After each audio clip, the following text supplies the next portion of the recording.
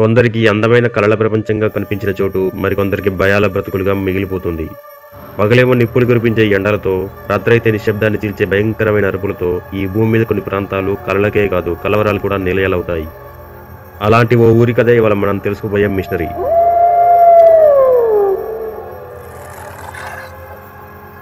రాజస్థాన్లోని జైసల్మేర్కి 18 కిలోమీటర్ల దూరంలో ఉంటుంది ఆ ఊరు. సాయంత్రం అయిందంటే చాలు ఆ ఊరికి ఎవరు వెళ్ళకూడదు కూడా. ఎందుకంటే చీకటి పడిందంటే అక్కడ ఏం జరుగుతుందో ఎవరికీ అర్థం కాదు. ఆ ఊరి పేరే కులధార. పగలంతా ఎడారి ఎండలతో మండే ఆ ప్రాంతం రాత్రైతే చిమ్మ చీకట్లతో అల్లుకుపోయి వీచడానికి గాలి కూడా భయపడేంత నిశ్శబ్దంగా ఉంటుంది. ఆ నిశ్శబ్దాన్ని చీల్చుకుంటూ ఏవో ఆర్తనాదాలు, వింత ధ్వనులు, ఎవరో నడుచుకుంటూ వెళ్తున్న ధ్వనులు వినిపిస్తాయి. మరి నిజంగా అక్కడ ఏమైనా అతీంద్రియ శక్తులున్నాయా?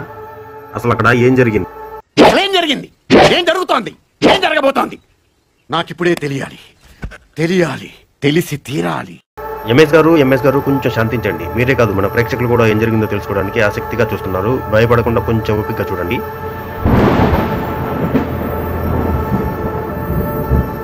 అది 13వ శతాబ్దం.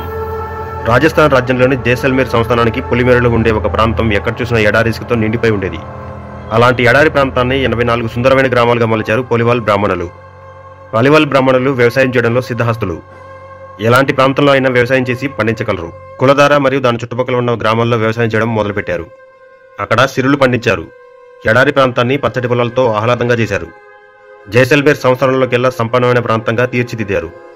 ఒక్కో ఇటుక పేర్చారు, ఇల్లు నిర్మించుకున్నారు, కోటలు కూడా నిర్మించారు.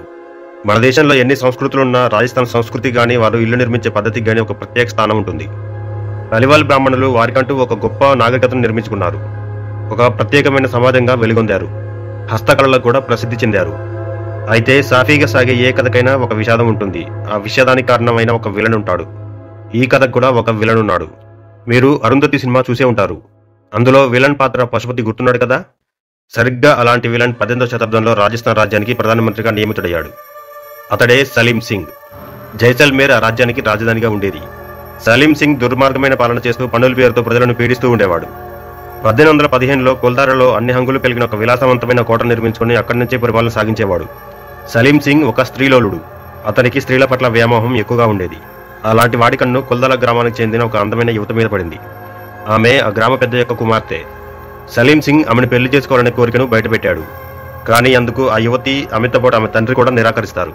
అందుకు కోపంతో రగిలిపోయిన సలీం సింగ్ ప్రజల మీద పన్నులు భారీగా విధిస్తాడు. ఆమె పెళ్లికి అంగీకరించకపోతే పన్నులు ఇంకా పెంచి ప్రజల జీవితాలను దుర్భరం చేస్తారని హెచ్చరించాడు. దీంతో అతని దురాగతాలను భరించలేని ప్రజలు అందరూ కలిసి రహస్యంగా ఒకచోట సమావేశమై రాత్రికి రాత్రి ఉన్న ఫలంగా కుల్ధార దాని చుట్టుపక్కల 83 గ్రామాలను ఖాళీ చేసి వెళ్ళిపోతారు. వెళ్తూ ఇక నుంచి ఆ గ్రామాల్లో మనుషులెవరూ జీవించలేరని, ఎప్పటికీ నిర్మానుష్య ప్రాంతంగా మిగిలిపోతుందని శపించి వెళ్ళిపోతారు. ఆ గ్రామంలో ఉండే 1588 మంది ప్రజలు ఒకేసారి ప్రాంతాన్ని వదిలేసి వెళ్ళిపోతారు. అలా వెళ్ళిపోయిన ప్రజలు ఎక్కడికి వెళ్ళిపోయారో, ఏమైపోయారో ఇప్పటికీ ఒక మిస్టరీయే. అయితే ఇక్కడ అంతుచిక్కిన విషయం ఏంటి అంటే, వెళ్ళిపోదామని నిర్ణయించుకున్న వాళ్ళు ఇళ్లలో వంట ఎందుకు చేశారో తెలియదు. గ్రామం ఖాళీ అయిన మరుసటి రోజు కట్టెల పొయ్యి మీద మట్టి పాత్రలో వండుతున్న ఆహారం మాడిపోయి కాలిపోయి కనిపించాయి.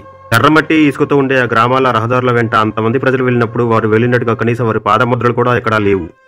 దీన్ని బట్టి వారు నిజంగానే ఆ ప్రాంతాన్ని వదిలేసి వెళ్ళిపోయారా, లేక వారికి ఏమైనా జరిగిందా అనే అనుమానం కలగక మానదు. అలా బ్రాహ్మణులచే వదిలేయబడిన ప్రాంతం అతీంద్రియ శక్తులకు నిలయంగా ఎలా మారింది అంటే, దానికి సరైన సమాధానం ఎవరూ చెప్పలేకపోతున్నారు. వదిలేయబడిన 84 గ్రామాల్లో 82 గ్రామాలను పునరుద్ధరించి ప్రజలు మళ్లీ జీవిస్తున్న కులధార, కాబా అనే 2 గ్రామాల్లో మాత్రం కొందరు ఉండడానికి ప్రయత్నించిన వారికి ఎదురైన వింత అనుభవాలను బట్టి మళ్లీ ఎవరూ అక్కడ ఉండే సాహసం కూడా చేయలేదు. అక్కడి కొందరు స్థానికుల కథనం ప్రకారం అక్కడ ఉండే బావిలో ఏడుపులు వినిపించేవని, ఆ బావిలో వెండి ఆభరణాలు వేస్తే ఏడుపులు ఆగిపోయేవని చెప్పేవారు. అలా రాను అక్కడ మానవాతీత శక్తులు సంచరిస్తున్నాయని ప్రచారం రావడంతో ఆ గ్రామాన్ని వదిలేశారు. అయితే మరికొందరు స్థానికుల కథనం ప్రకారం బ్రిటిష్ వారి కాలం నుంచే రాజస్థాన్లో నీరు లేక కరువు కాటకలుండేవని, జీవించడం కష్టంగా మరి చాలా వరకు మనుషులు, పశువులు చనిపోయారని చెప్తారు. కానీ ఆ వాదనను చాలా మంది నమ్మలేదు. ఎందుకంటే అక్కడ ఉన్న నీటి కొలనుల్లో నేటికి నీరు ఉండడం గమనించవచ్చు. అక్కడ నిజంగా ఏం జరుగుతుందో తెలుసుకోవడానికి కొంతమంది ఔత్సాహికులు, యూట్యూబర్స్ కుల్ధారలో ధైర్యం చేసి రాత్రిపూట అక్కడ ఉండడానికి ప్రయత్నించినా అక్కడ వారికి ఏదైనా అనుభవాలతో ప్రయత్నాలను మధ్యలో విరమించుకుని వెళ్లిపోయారు. ఇండియాలో ప్రఖ్యాత పారానార్మల్ యాక్టివిస్ట్ అయిన గౌరవ్ తివారీ కూడా 2010లో తన టీంతో కుల్ధారలో దయ్యాల జాడలను కనిపెట్టడానికి వెళ్ళాడు. వారం రోజుల పరిశోధనకు వెళ్లి కేవలం 2 రోజుల్లోనే తిరిగి వచ్చేశాడు. గౌరవ్ తివారీకి దయ్యాలకు సంబంధించిన ఇలాంటి ఎన్నో రహస్యాలను ఛేదించిన అనుభవం ఉంది. చివరికి అతని అన్వేషణలో ఏమి తేల్చాడంటే, అక్కడ రాత్రిపూట మంటలు మండుతున్న చప్పులు వినిపించడం, ఏదో శక్తి ఊపిరాడకుండా చేస్తున్న అనుభూతి కలిగించడం, వేడిగా ఉన్న వాతావరణం కాస్త అకస్మాత్తుగా తట్టుకోవడం చలిగా మారడం లాంటి పరిణామాలు ఎదుర్కొన్నారు. కొన్ని చోట్ల ఎలక్ట్రోమాగ్నెటిక్ ఫీల్డ్ అంటే విద్యుత్ అయస్కాంత శక్తి కూడా సాధారణ స్థాయి కన్నా చాలా ఎక్కువగా నమోదైంది. ఇది ఏదైనా అతీత శక్తులు ఉన్నప్పుడు కూడా ఇలా జరుగుతుంది. ఎవరో తమని అనుసరిస్తున్న చెప్పులు కూడా వినిపించాయని తెలిపారు. అప్పటి నుండి ప్రభుత్వం గానీ స్థానికులు గానీ రాత్రి సమయంలో గ్రామంలోకి వెళ్లడానికి ఎవరిని అనుమతించరు.